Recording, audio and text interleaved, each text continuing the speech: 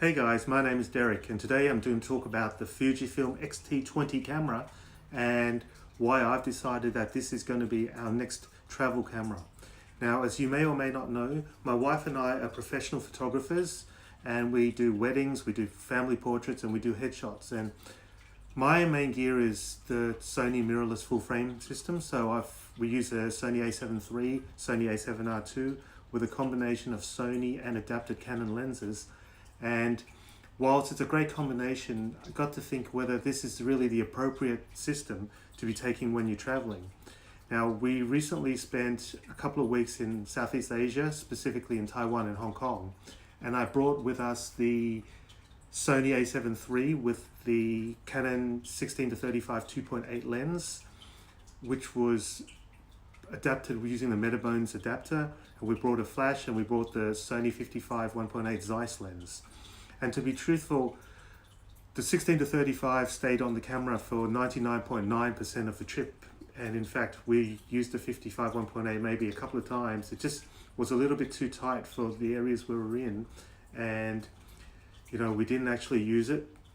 And as I said, it got me thinking as to whether this is really the most appropriate thing to bring with us.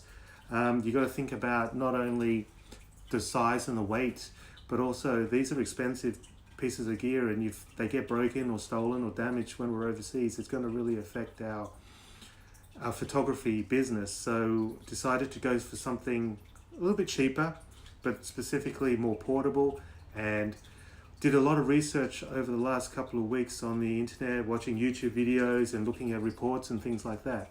And I've come to the conclusion that the X-T20 made by Fuji might be the right one for us. I've looked at the Canon EOS M50 and also some of the smaller Sony crop sensor mirrorless bodies, but some of the criteria that I wanted was that it had to be light, it had to deliver good images, had to have 4K, and the Canon EOS M50 does have 4K, but from what I can gather, the screen gets cropped quite a bit and it makes you shoot really tight, and that's not what I wanted.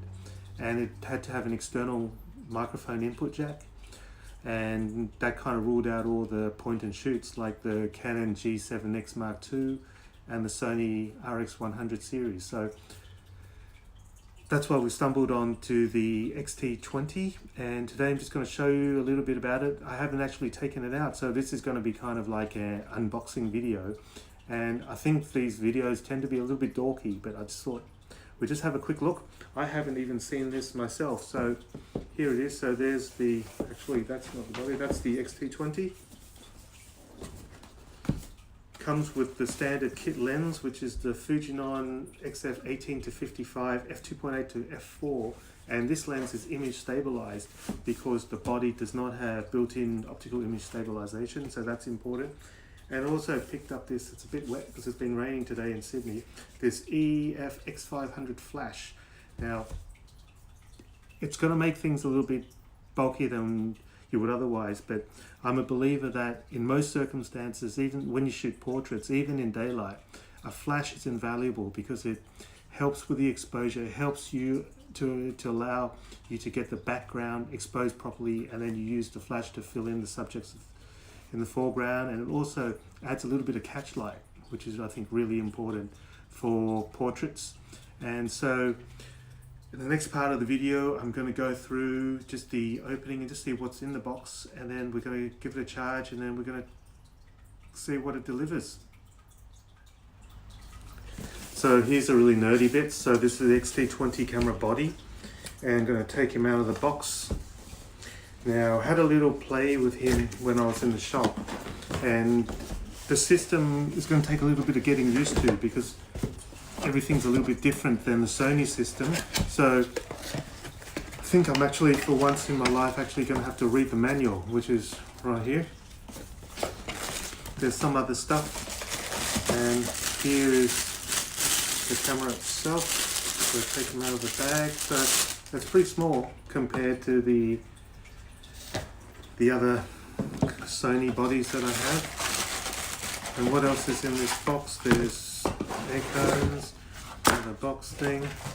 Obviously there's a charger. The good thing about this camera too is that you can actually charge it via USB. So if you are out of batteries when you go out and you've got an external battery pack, you can actually use that to charge the camera, which is pretty nifty. There's a battery. There is this thing, I'm not sure what it is, but I'm sure we'll find some sort of use for that. There's a strap, which is something that I've never used, so that can go back into the box along with some of the other stuff. And so that's that. And then this is the kit lens that it comes with. Oh, and it comes with a nice cool little pouch, so that's pretty cool. And apparently this kit lens is way better than most other kit lenses that come with cameras. So I haven't bought any other lenses, so I'm going to be looking forward to taking this out for a spin. Comes with a lens hood.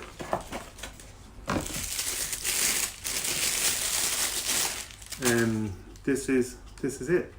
So the final thing that I'm unboxing right now is the flash.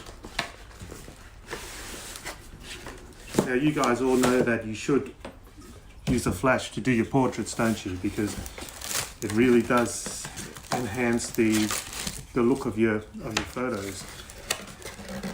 And the reason that you got to get decent flash is you got to make sure that the flash is compatible with high-speed sync, because a lot of the times when you're using this flash, you're going to be outside in bright daylight, and you've got to be able to shoot at wide apertures, and you want to be able to do that and by using appropriately high shutter speeds. And most cameras have a sync speed of around 1/250th, 1/160th, and that's not really going to work when you're in bright sunshine. So here's the Fujifilm flash, and there's the cat doing the bolt across the lounge, which he always does sometimes, so don't worry about him. And it swivels, so that's perfect. And one of the things you can do is also put the Gary Fong light sphere on him if you choose to as well, which is really useful. And it comes with this case and this diffuser, which I didn't expect, which is pretty cool.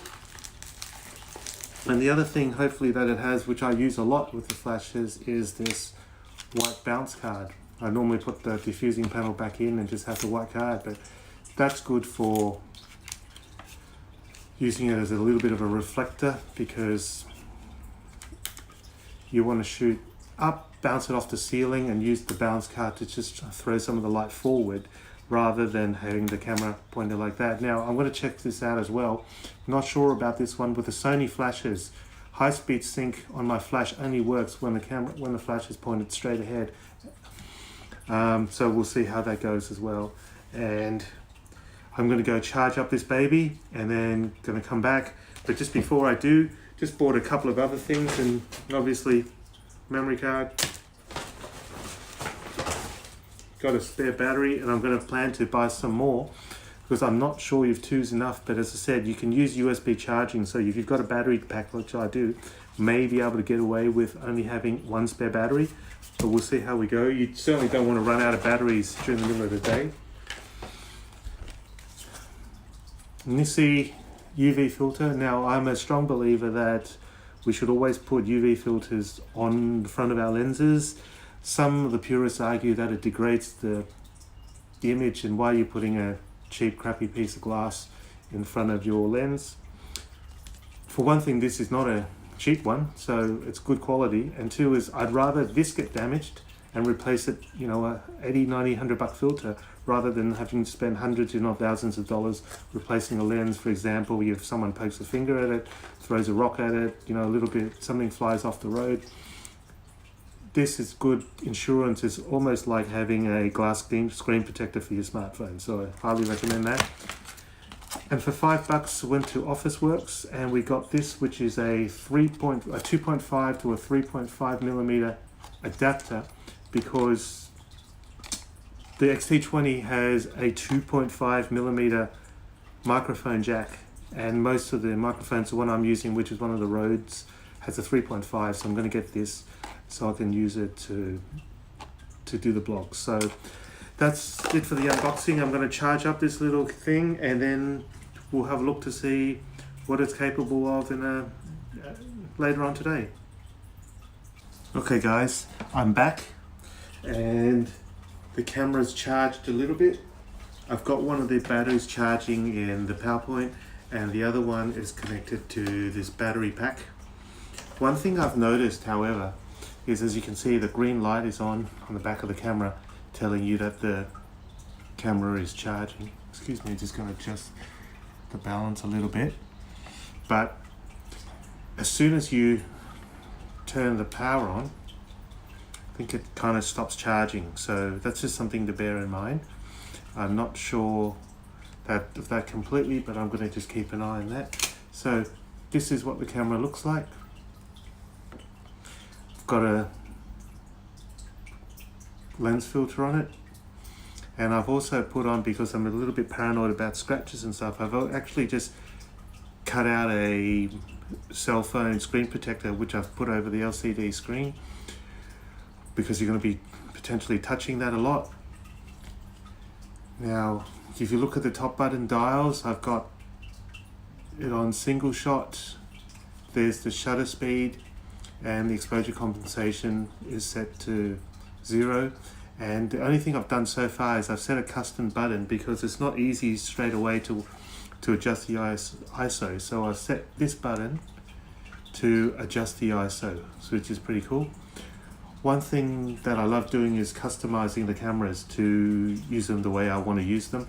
One thing I've noticed, however, too, is that with this lens, to adjust the aperture, you do that by way of turning the aperture ring on the actual lens itself, and it doesn't seem to allow you to do that using the dial, which is a bit odd, but it's something I'll get used to. I've got this camera set on wide focus with face and eye detection, so hopefully that'll be good. It seems to focus pretty well so far. It's currently set on automatic, so if you move your face to the electronic viewfinder, it'll automatically swap over. I'll see how that goes. In the past, I've noticed that it's been a little bit inconsistent with other cameras, so I'll see how it goes as to whether I keep the setting like that or I'm going to change it back to manual. But that's no big deal. So I'm just going to charge it. You've got these side buttons here on the side of the lens, and that's to tell you that the camera that you're adjusting the aperture yourself rather than being on automatic. And then here the optical image stabilizer setting is on. So I think this camera is pretty much ready to go. I forgot about this lens hood thing, so I'm going to pop that on the lens as well, just to complete everything. Make sure that it looks totally cool like that, although I haven't actually put it on properly. Like that, like so. And then you got the lens protector on. I don't use straps necessarily, but when I travel, I'm going to put one of those black rapid ones on where there's just a little bracket here which I can clip on and off with a carabiner which goes onto a strap, and I'll sort that out later. But yeah, so that's the camera, and I'm looking forward to trying it out, and I will post some pictures soon just to let you know how it goes. And something's flashing green, so I don't actually know what that means, but obviously I'll be checking in on that and sorting that out. So I'll catch you in a little bit. I'm just going to go have a little play around with this camera once the battery is charged, and as I said, I'll let you know how I like it, and if there's any good things I'll tell you about it, and if there's any bad things I'll also let you know. And we'll see, and I might just stick the flash on in a minute too, just to give that a little bit of a whirl as well. See you later.